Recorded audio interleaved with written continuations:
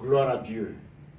Ceci, c'est 5 minutes avec le Saint-Esprit, le pasteur Moussa de Bethel Capitol, Washington, D.C. Ce soir, nous allons regarder encore ce qui se passe concernant le discernement des esprits. Et nous avons déjà parlé du monde des esprits, le monde spirituel.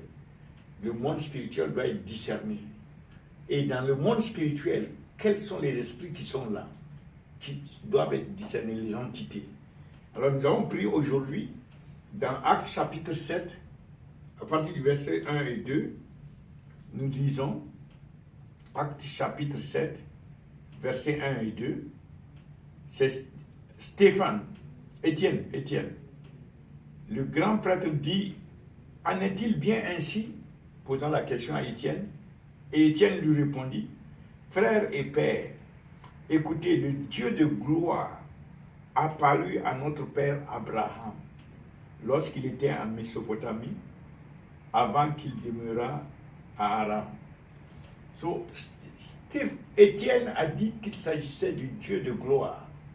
Étienne a discerné dans son esprit que celui qui est apparu, il s'agissait du Dieu de gloire. Donc dans le monde spirituel, le Dieu de gloire, le Père de notre Seigneur Jésus-Christ, est l'entité première qu'il faut pouvoir discerner dans notre esprit. Comme Étienne l'a discerné, nous aussi, par l'Esprit de Dieu, nous pouvons discerner le Père dans le monde spirituel. Le monde spirituel où le Père demeure, nous devons pouvoir discerner sa personne. La deuxième personne que Étienne a discernée, il s'agit toujours dans le même chapitre, Actes chapitre 7, du verset 54, 55 et 56. Alors, 54.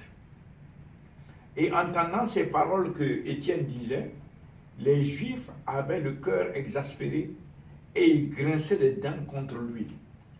Mais Étienne, qui était rempli de l'Esprit Saint, ayant fixé les yeux au ciel, vit la gloire de Dieu et Jésus debout à la droite de Dieu.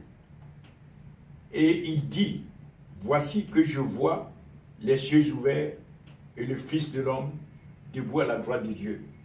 Donc, Étienne, par l'Esprit de Dieu, a discerné le Père et a discerné le Fils qui se tenait debout, qui s'est mis debout. Les cieux se sont ouverts.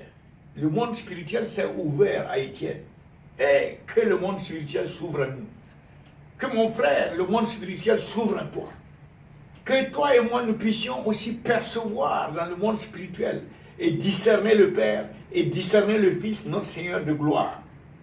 Que le Saint-Esprit nous conduise, nous donne cette capacité, cette grâce, cette onction de pouvoir pénétrer par notre esprit le monde spirituel et voir discerner le Père et discerner le Fils.